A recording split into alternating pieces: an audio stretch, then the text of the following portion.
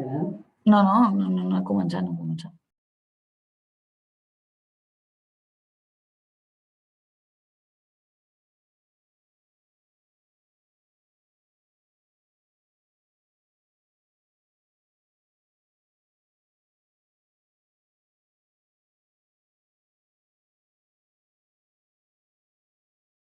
Hola, bon dia. Esperarem un parell de minuts a començar, que vagi entrant tots els assistents.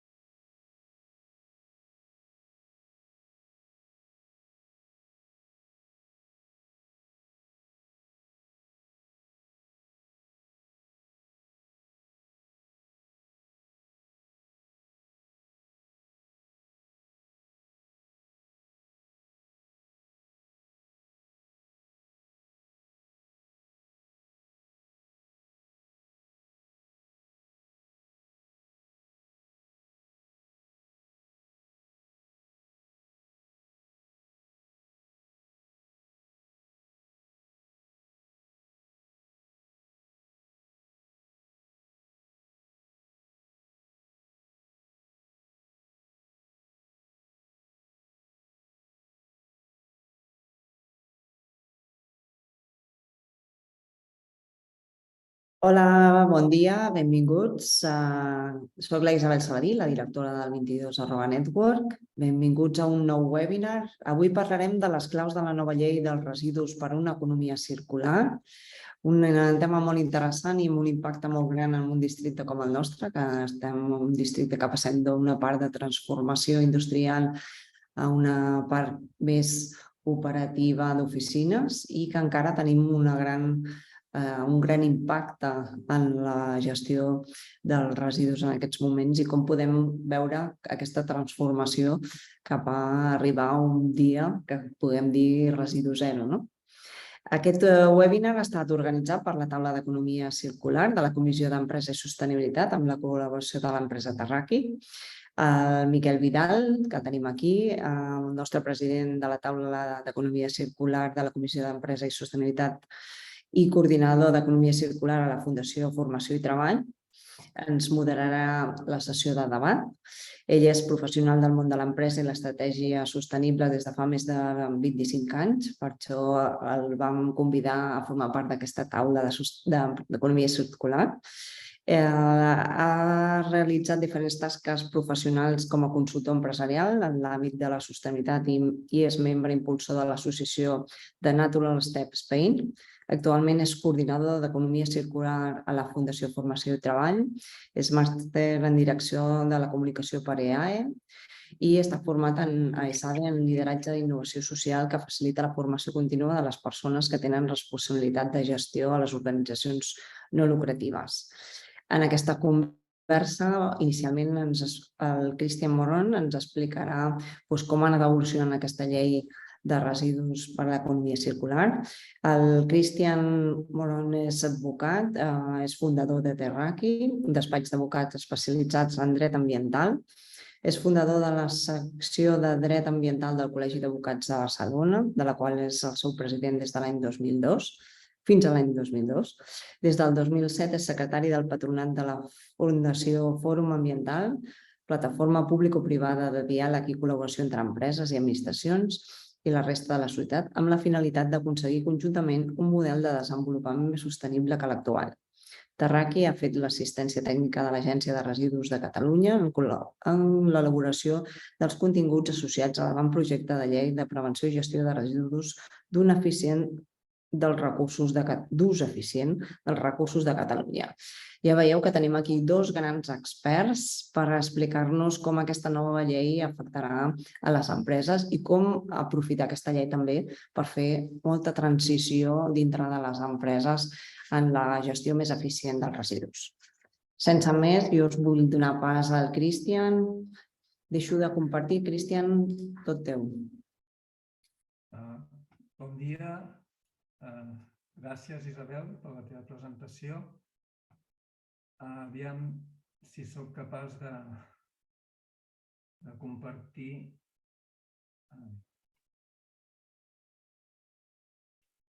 Es veu ara la presentació? Es veu? Sí, perfecte. Sí, perfecte. Perdoneu les meves disfuncions en matèria de... Tecnològica. Sí. Ja ho tenim fet. L'exercici d'aquesta presentació d'alguna manera és fer entendre que estem davant d'un canvi de paradigma en quant a l'ús dels recursos, perquè el que hem fet fins ara és treballar-los, consumir-los de forma lineal, i això s'ha d'acabar. I des d'aquesta perspectiva, l'exercici d'aquesta sessió serà posar en context la problemàtica en la que ens trobem i en quina mesura aquest nou escenari jurídicament es defineix. Cristian, ens comenten que se sent molt fluixet. No sé si pots parlar una mica més fort o apropar-te una mica més a l'ordinador perquè es quedi el micro més sincronitzat. El que comentava, l'exercici d'avui és posar en context la problemàtica que estem comentant en quant a l'ús dels recursos de forma lineal i la seva definició des del punt de vista jurídic en el benentès que tota la normativa ambiental es basa en l'aplicació del que nosaltres anomenem conceptes jurídics indeterminats, és a dir, de definicions. I definir, diguem, la circularitat, com s'entén jurídicament, és el primer aspecte per després desenvolupar, diguem, el mateix concepte en el marc del que és la normativa vigent i sobretot la que ha de venir, que aquest seria l'aspecte més potent des del punt de vista del coneixement que es pretén compartir en aquesta sessió. I després entrarem en una petita fase o un petit exercici de conclusions. Llavors, quines són les qüestions que ara tractarem? Doncs el que acabem d'apuntar. Quin és el concepte d'economia circular? Que veurem que no neix de la normativa de residus, sinó precisament d'una altra normativa que és de caràcter voluntari, però que el que ve a plantejar és canviar tot el sistema de finançament del nostre sistema capitalista, que és el reglament de taxonomia, és a dir, d'inversions sostenibles, i d'aquest plantejament normatiu surt la primera definició en matèria d'economia circular, que és la que fa seva la normativa bàsica estatal que comentarem avui, la 7/2022, i quines són les mesures a nivell intern estatal per dur a terme aquesta implementació de la circularitat a la nostra regulació de residus, i des d'aquesta concreta perspectiva també farem, amb caràcter previ, també una aproximació del que ha de venir, perquè entenem que, evidentment, la llei 7/2022 és una norma vigent que, òbviament, hem de tenir en compte, però que aviat quedarà superada. Per què? Perquè aquesta norma estatal interna que transposa una directriu amb un retard de 2 anys, doncs ara aquesta directriu que hem transposat tard ja està sent objecte de revisió. I en el 2023 la Comissió presentarà una proposta de revisió. Per tant, l'escenari temporal segurament serà d'aquí al 2025-26 com a molt tard, que tindrem una regulació que serà molt més exigent i sobretot des del punt de vista de la circularitat de la que actualment ja tenim en vigor. I l'última qüestió de tot plegat és en quina mesura la normativa pot contribuir a aquesta eficiència necessària dels recursos. Doncs bé, entrant en el que és el context, clar, d'on venim? Doncs aquest problema, d'alguna manera, ja està identificat des de fa molts anys. Aquí us hem posat 2 referències que, clar, ara no podem interactuar públic i ponent, però la primera referència que diu que s'han d'iniciar noves formes de pensament no és més que l'informe Meadows sobre els límits del creixement. Això és de l'any 72. I els 2 principis que reproduïm, que venen a dir que la situació genera un escenari d'incertesa o de perill pel futur, esgotament dels recursos, no és més que la declaració de Rio de l'any 92. És a dir, estem ja en un escenari que ja fa quasi 50 anys que ja es va identificar i que tothom, almenys els governs, n'eren coneixedors de l'existència d'aquesta situació i que després es va reflectir en el primer tractat internacional, que és el Conveni de Rio de l'any 92, és a dir, ara ja fa 30 anys que els recursos són finits i nosaltres els estem esgotant d'una forma molt potent. Llavors, a nivell de la Unió Europea, aquesta situació ja es troba també recollida en diversos documents i l'anàlisi de la mateixa és que el Parlament Europeu ja té claríssim que més del 90% del preu de diversitat d'estrès hídric i més de la meitat de les emissions mundials en gasos d'efecte hivernacle ve precisament de l'abús dels recursos limitats del nostre sistema. I des d'aquesta perspectiva hi ha una previsió del 2020 de la Unió Europea que és que el consum, en aquest cas a nivell mundial de matèries, es duplicarà en els propers 40 anys i la generació d'aquests residus s'augmentarà en un 70% d'aquí al 2050. Per tant, aquí el que s'escau és, d'alguna manera, és d'afrontar aquesta situació en quant a l'ús i abús dels recursos. I en aquest sentit, aquí els estudiosos, aquí us hem posat també 2 referències, que la de l'esquerra va referida a Espanya, en quant a que excedim molt en quant a les emissions de diòxid de carboni, de nitrogen, de fòsfor, etc. I el de la dreta és a nivell mundial, que tots aquí s'està estudiant en quina mesura s'estan superant la capacitat de creació, de regeneració de recursos per part del sistema i veiem que aquí hi ha tota una sèrie de vectors que superen a bastament.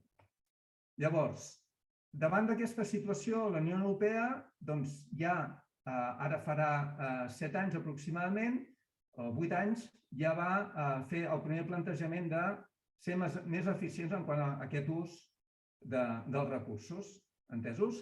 I ja en la comunicació del 2014 cap a una economia circular, un programa de residus zeros per a Europa, doncs es planteja un canvi sistèmic complet i en la comunicació ja del primer Pla d'acció de la Unió Europea en matèria d'economia circular, el missatge és que s'ha de transformar l'economia.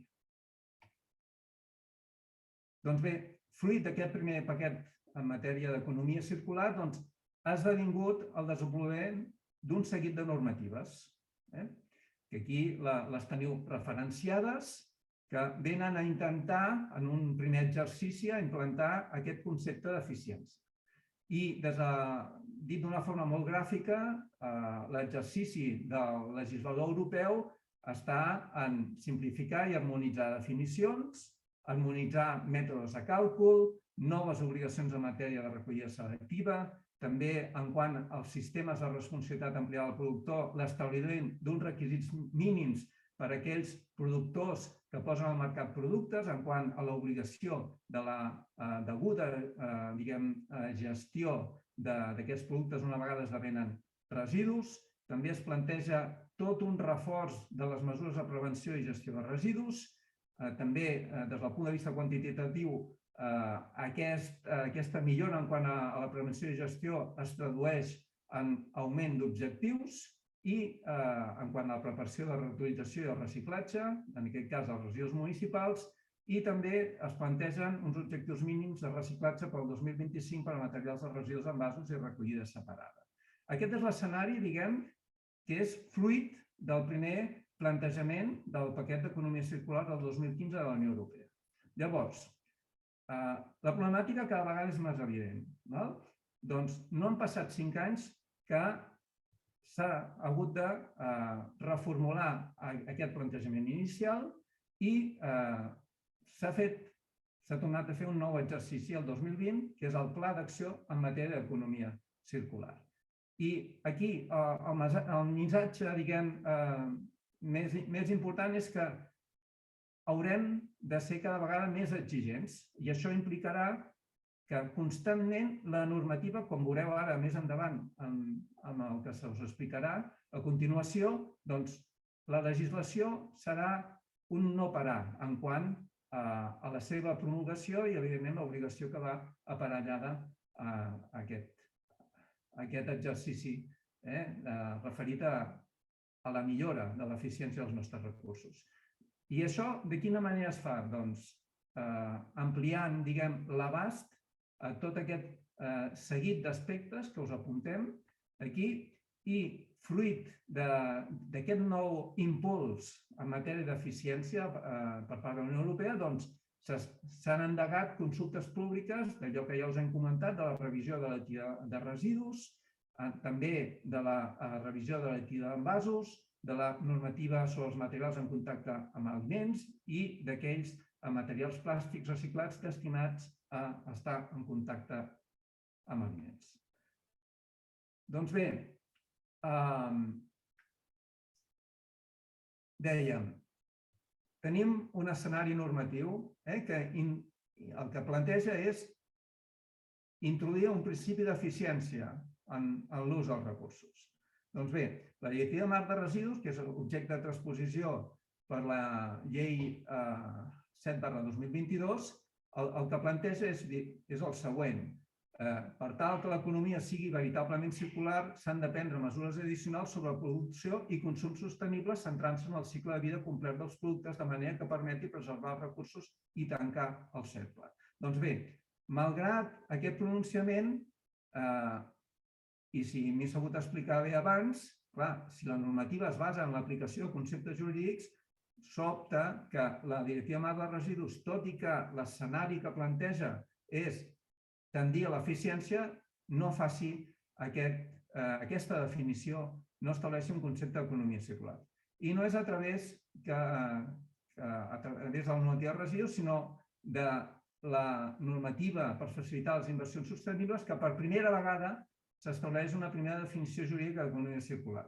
Nosaltres, amb un post l'any 2018, ja vam avisar d'aquesta situació. Si pitgeu, diguem, aquesta frase, primera definició jurídica d'economia circular, podreu entrar a aquest post on ja el 2018 ja advertíem d'aquesta situació i la definició d'aquest concepte, que és la que a la vegada fa seva la llei estatal 7/2022, és la de que per economia circular s'ha d'entendre aquell sistema econòmic en el que el valor dels productes, materials i altres recursos de l'economia duri al mateix temps possible.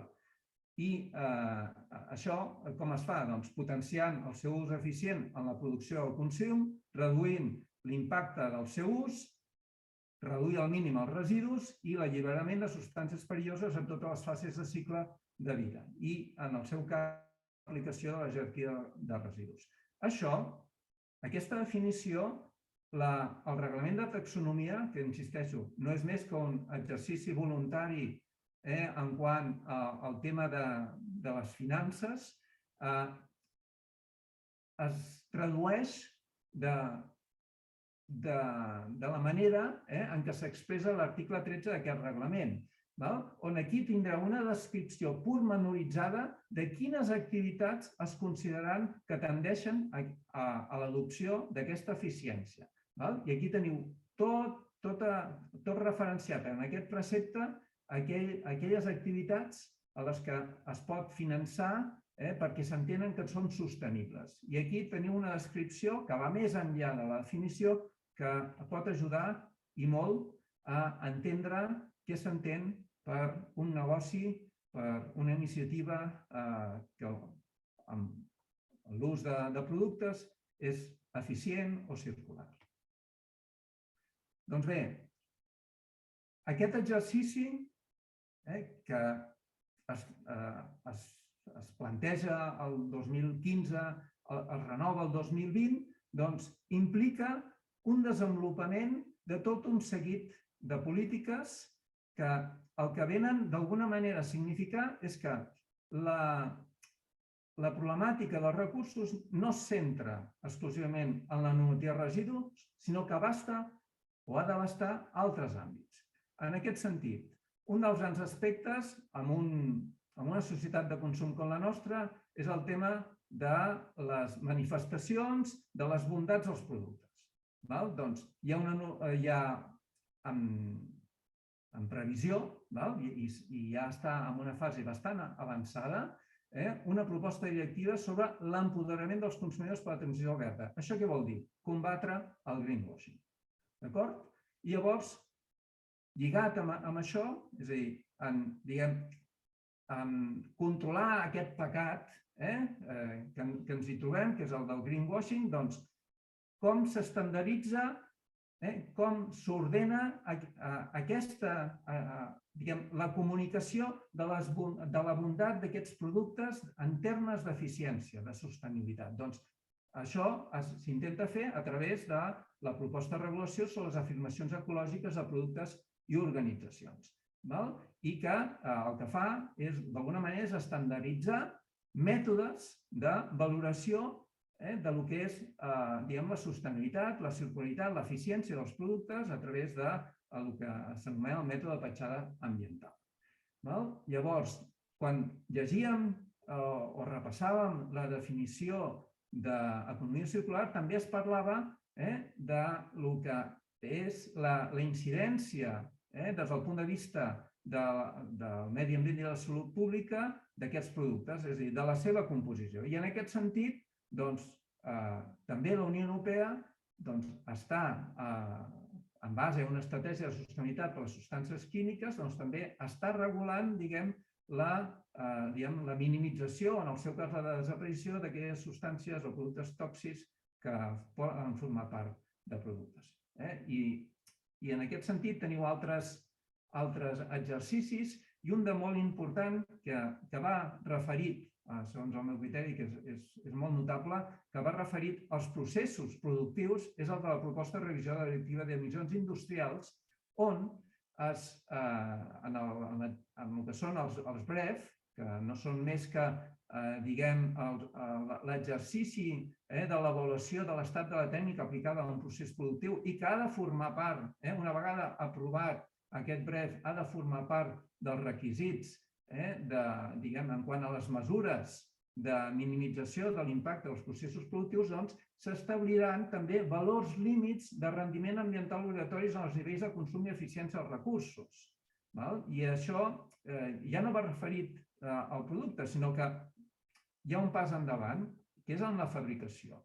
Però la mesura estrella de tot plegat, al final, és el que és la proposta de reglament sobre disseny ecològic.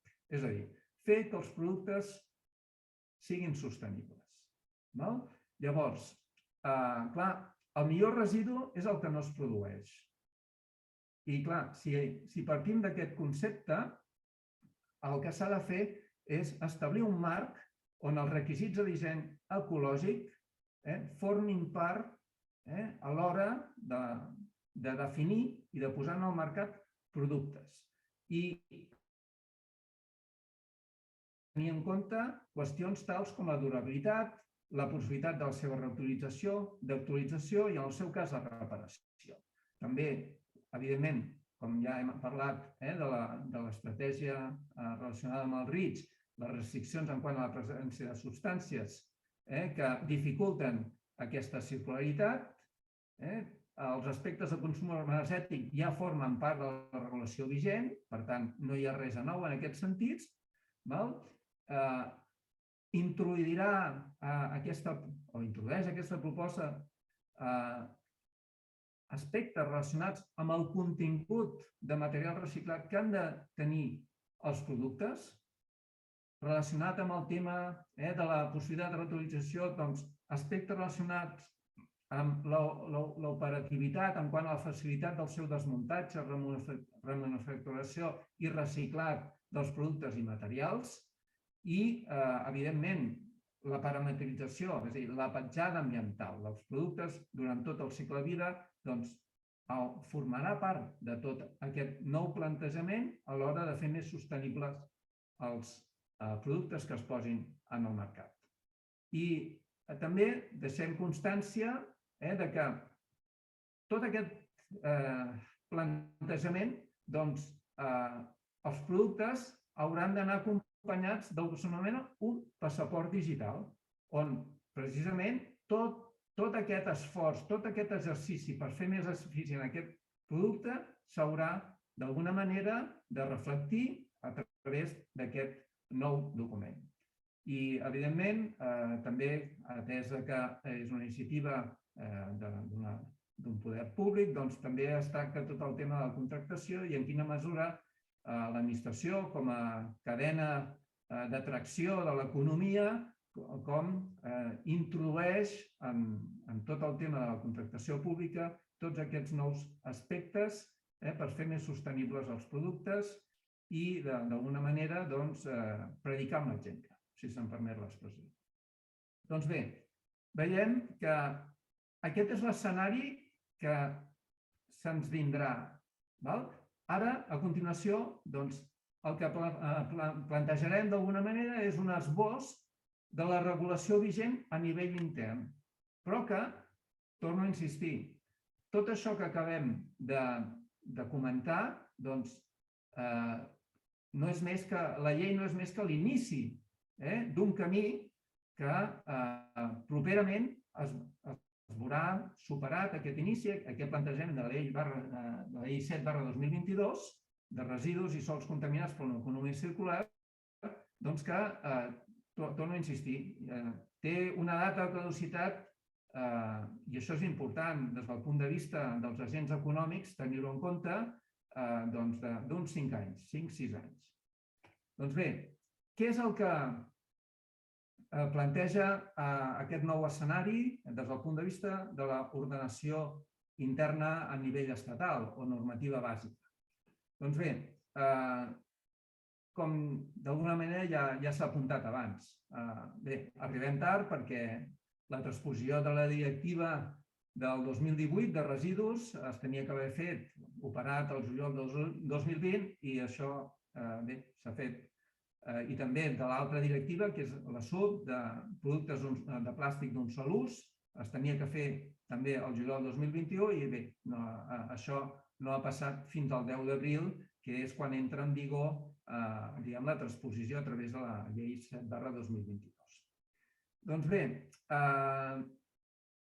un dels aspectes, si se'm permet, curiosos de la tramitació és que en un inici el projecte de llei no posava l'accent en que és una norma pensada per ser més eficient, és a dir, és una norma per a una economia circular. I precisament va ser en la tramitació parlamentària quan es va, el legislador es va adonar que s'havia d'incorporar aquest concepte.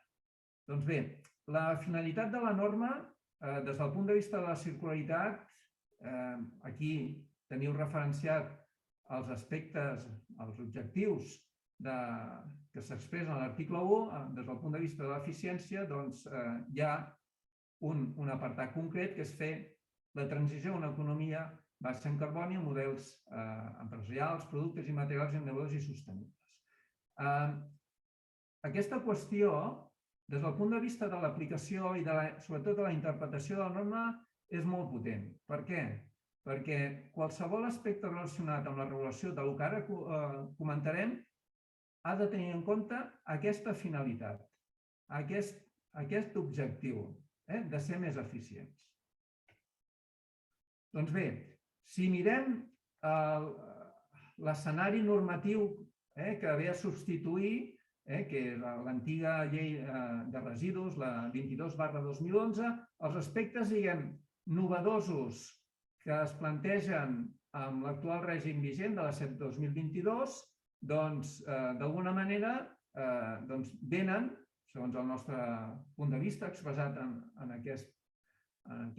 aquesta taula, doncs, són tots els que referenciem, amb el benentès que hi ha un concepte que ja abordarem més endavant, que és el de la RAP, responsabilitat ampliada del productor, que ja estava contemplat en la normativa del 2011, però que ara es desenvolupa d'una forma bastant potent, tot i que, i ja ho aviso ara, deixa gran part dels objectius que planteja la llei 7/2022 en mans d'un desenvolupament reglamentari. És a dir, es plantegen enunciats, però la concreció d'aquests objectius estan pendents d'aquest desenvolupament, de fixar, o de concretar de forma formalitzada com s'han d'exigir i de quina manera s'han d'implementar aquests objectius respecte a la RAP. Llavors, la prevenció, que evidentment sense prevenció difícilment pot haver eficiència en el nostre sistema en quant a l'ús i consum de recursos, s'estableixen nous objectius que són més ambiciosos, que no és més que la reproducció d'allò que estableix Europa. Una altra qüestió és si a nivell de l'estat espanyol tenim, el nostre sistema està preparat per assolir aquests nous objectius. Ja us avanço que seran de molt difícil compliment, almenys a nivell estatal. Llavors, s'estableixen des del punt de vista de la recollida separada, s'amplien les fraccions, objecte d'aquesta separació, s'implementa ja d'una forma més clara a nivell estatal el principi que un contamina paga amb la introducció d'impostos i de taxes per generació. També es planteja, relacionat amb la recollida, en el supòsit que no es compleixin els objectius de recollida, la implantació d'un sistema d'avaluació, dipòsit i retorn, ho veurem ara a continuació.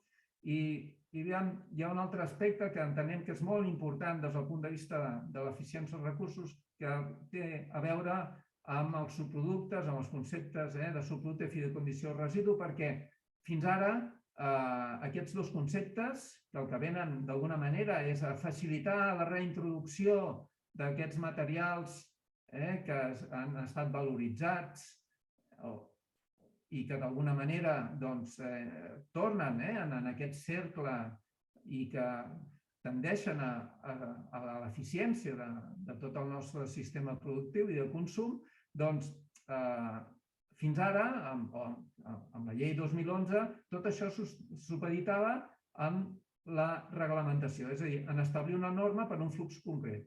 Doncs ara això s'obre i la casuística per part dels productors i dels gestors, sobretot, pot ser d'alguna manera reconeguda aquesta condició de subproducte de la fi de condició de residu per les comunitats autònomes. I és un aspecte diferencial que entenc que des del punt de vista de l'eficiència dels recursos és prou significatiu i important.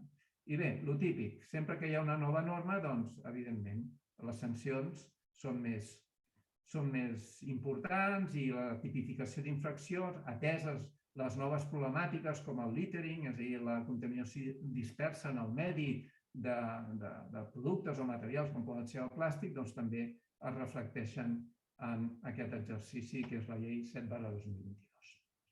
Doncs bé, comentàvem que la noció d'eficiència en un principi en el projecte de llei no estava prevista, d'acord? I bé, des d'aquesta perspectiva, doncs bé, l'objecte de la norma, evidentment, és la protecció de la salut humana i medi ambient i, en quant als residus, s'ha de fer en observança, que això sí que és una via que està relacionada amb l'eficiència, d'una jerarquia de residus. És a dir, no es pot gestionar un producte que ha esdevingut residu de qualsevol manera, és a dir, no es pot portar directament a l'eliminació, sinó que abans s'ha d'intentar prevenir la seva generació. En segon terme, si es pot reutilitzar, doncs s'ha de preparar. Llavors ja entrarem en el que és el reciclatge material o altres tipus de valorització com és l'energètica. I en última instància ha de ser l'eliminació. Doncs bé, la llei estatal reprodueix la definició que hem vist abans del Reglament d'Inversions Sostenibles sobre economia circular, que ja donem per sabuda, i el que us comentàvem abans, des del punt de vista de la circularitat, de l'eficiència dels recursos, tenim dues eines, que és la fi de condició del residu i el subproducte. Doncs bé, com ja s'ha dit, abans tot això supeditava a que l'Estat promogués una norma específica respecte a un flux de residus, doncs ara això, tot i que segueix vigent, per descomptat, això no impedirà que a nivell autonòmic, per què autonòmic? Perquè les comunitats autònomes tenen la competència d'executar la normativa bàsica estatal, són qui gestionen, en definitiva, l'aplicació de la norma, doncs tenen la facultat, a partir d'ara, de poder fer declaracions de fi de condició de residus en el marc de les autoritzacions o arribar a acceptar també la condició de subproducte de certs residus, de certs materials o productes que esdevenen residus.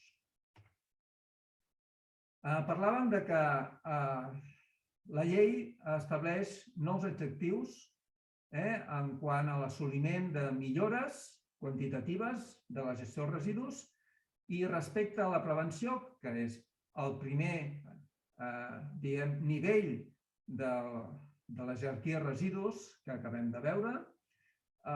Aviam, no som molt ambiciosos. També s'ha de dir que no és que l'Estat no ho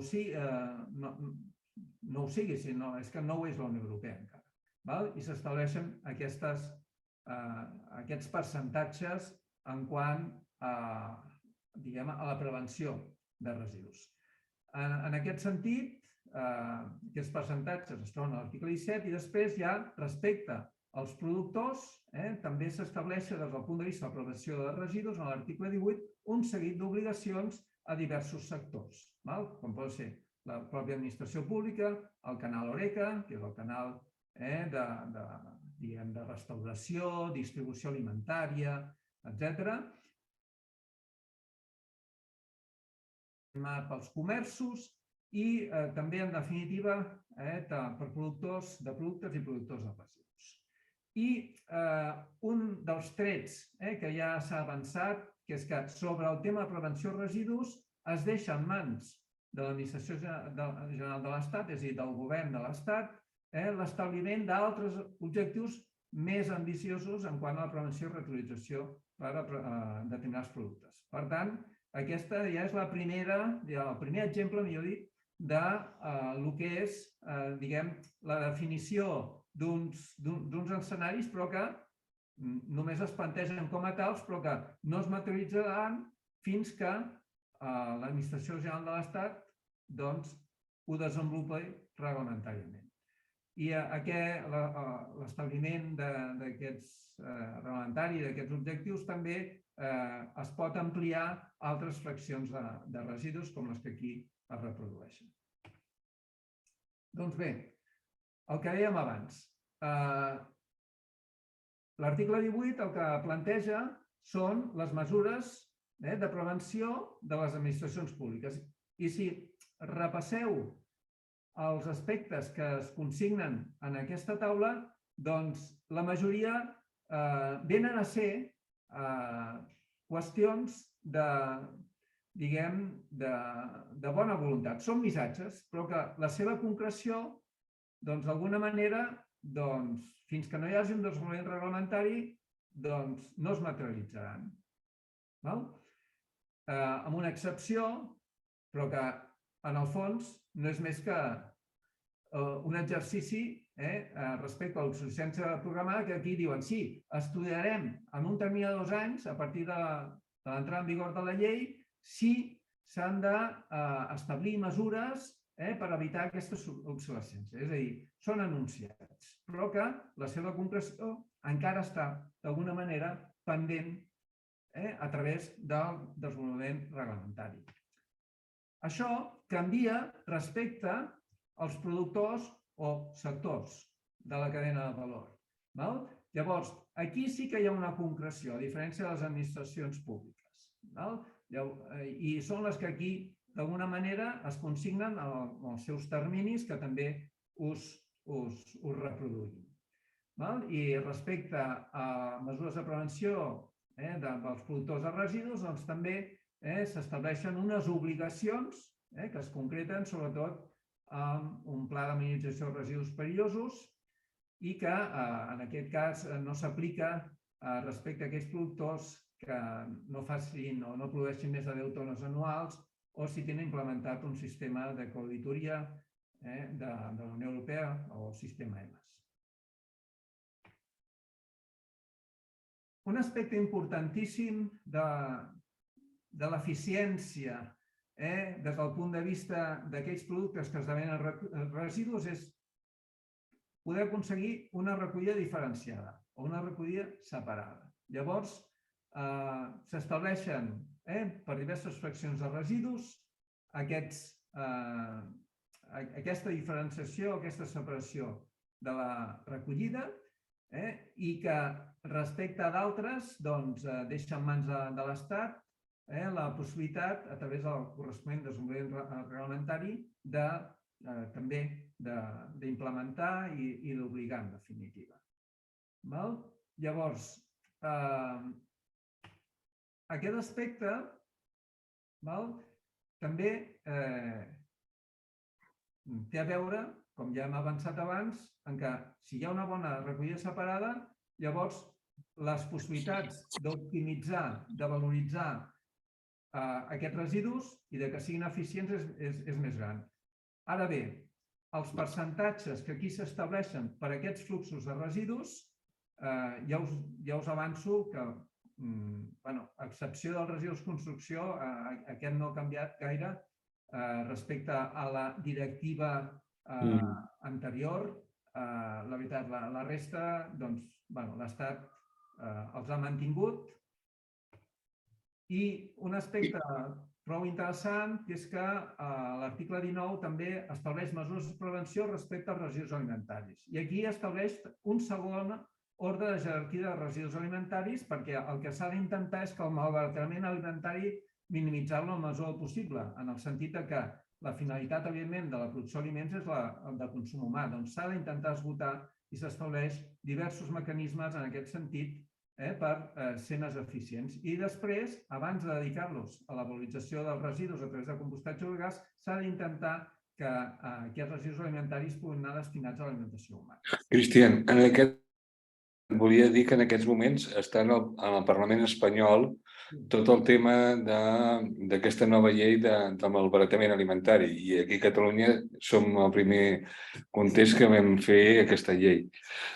Tenim 10 minuts, o escatxos, i una mica més potser, però potser m'agradaria també fer un apunt amb les persones que estan connectades per si hi ha alguna pregunta, perquè poguessin donar, perquè a l'abast de tota la llei ens donarà per fer quasi un altre webinar en els pròxims mesos per aprofundir una mica tota aquesta normativa que tindrem el 2023, que serà exhaustiva i amb molta complexitat, no? Jo crec que avui el que estem emmarcant és aquest àmbit concret d'aquest marc operatiu de la llei 7/2022. És realment un canvi de paradigma, tot ella, i jo també volia fer alguna consideració, i és que tenim aquí a Catalunya ja també la nova llei de residus, que està en aquests moments en procés de publicació, de consulta pública, i és perquè ens diguessis una mica com veus tu tot plegat aquest nou any que tenim per endavant en aquest sentit, no? Vull dir, una mica una reflexió teva i obrir una mica el diàleg alguna consulta concreta que poguessis traslladar. Aviam, ras i curt. Una mica, això ja s'ha comentat. El tema, al final, tot està en els productes. Evidentment, per posar en el mercat productes hi ha uns processos i abans s'ha de dissenyar millor. Llavors, la gran qüestió, d'alguna manera, és pensar en clau d'eficiència. D'acord? És a dir, el legislador ja està començant a prohibir productes que generen un impacte. Els plàstics d'un sol ús és un exemple.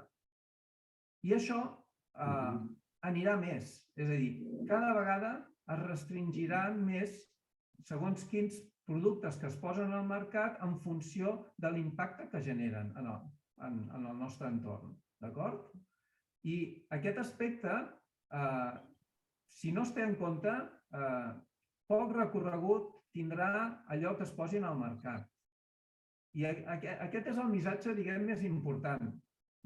Després, clar, vindran els exercicis com el que acabes d'apuntar de la Comunitat Autònoma de Catalunya, de la Generalitat, que d'alguna manera venen a adaptar aquest contingut bàsic que estableix la Unió Europea i que ha de fer seu l'Estat, però que al final hem d'estar més pendents, sense desmereixer cap ordre, diguem, competencial, ja sigui a nivell de Catalunya o estatal, hem d'estar molt pendents de la regulació que s'està generant a nivell de la Unió Europea. I, de fet,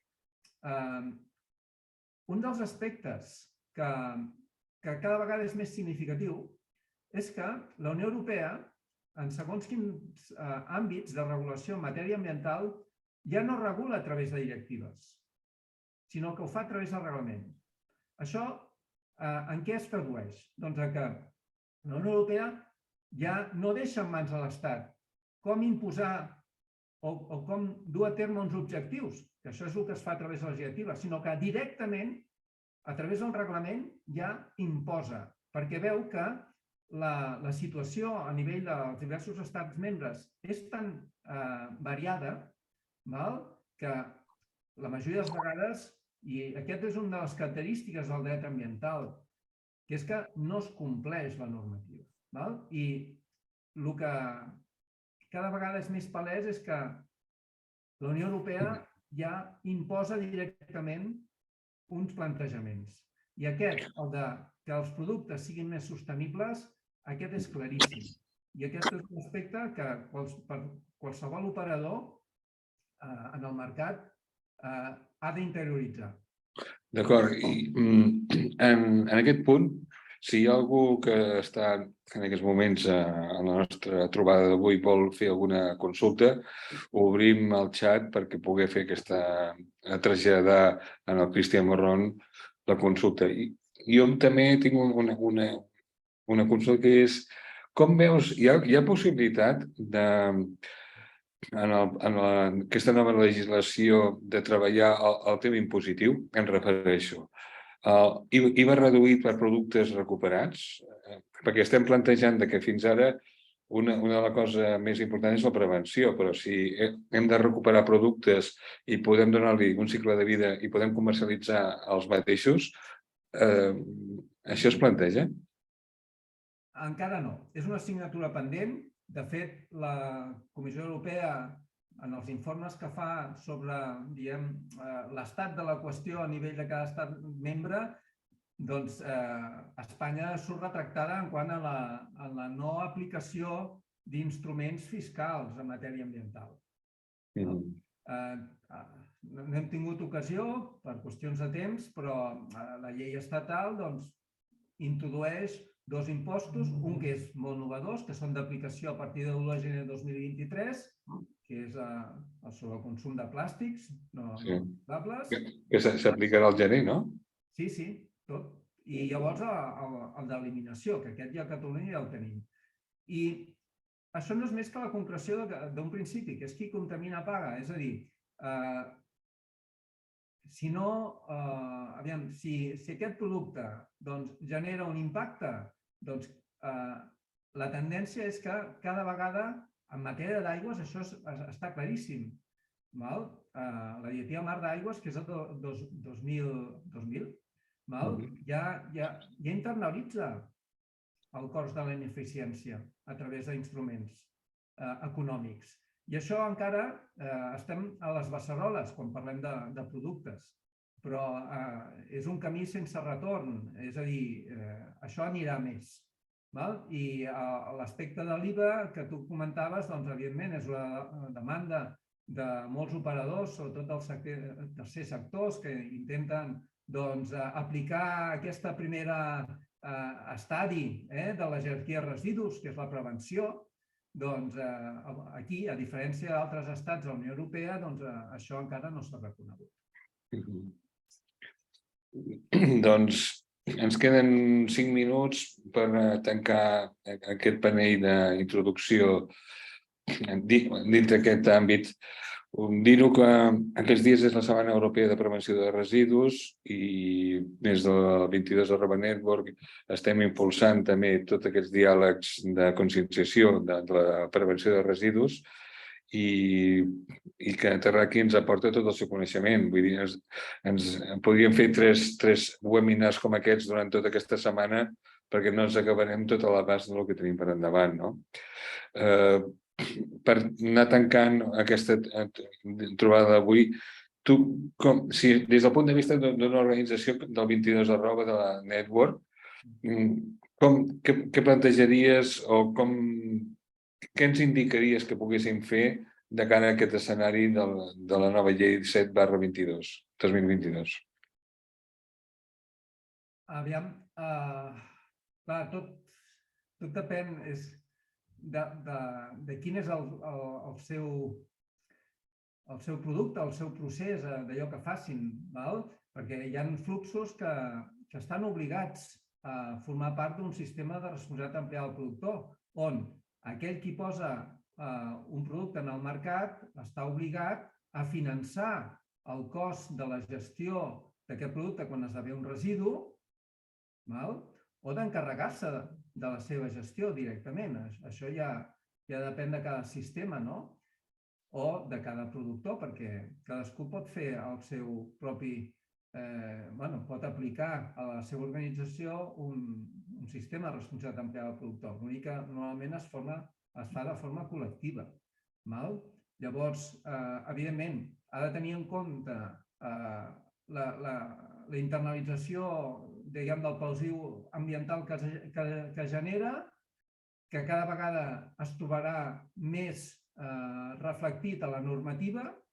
Ara són, diguem, o finalistes, quan és l'eliminació, o respecte a un producte concret, amb un ús també concret, com els plàstics d'un sol ús.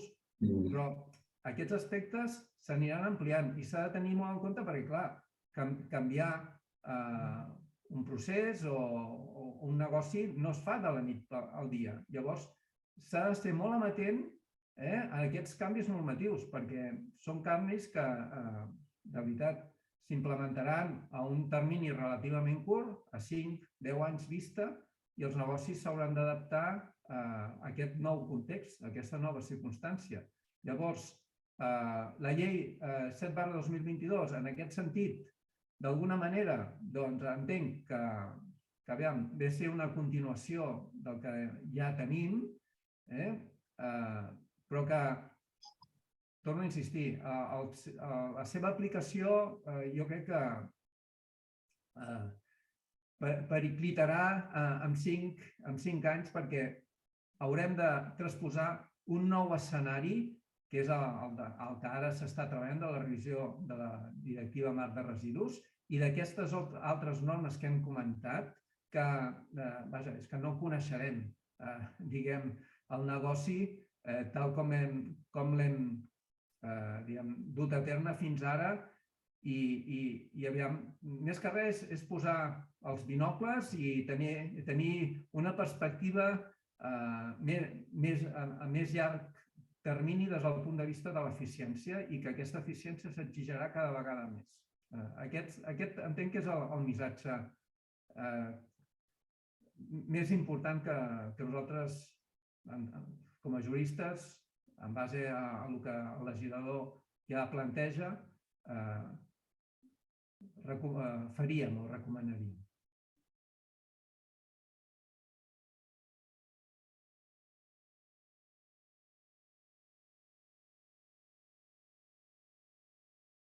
Miquel, tens el micro apagat.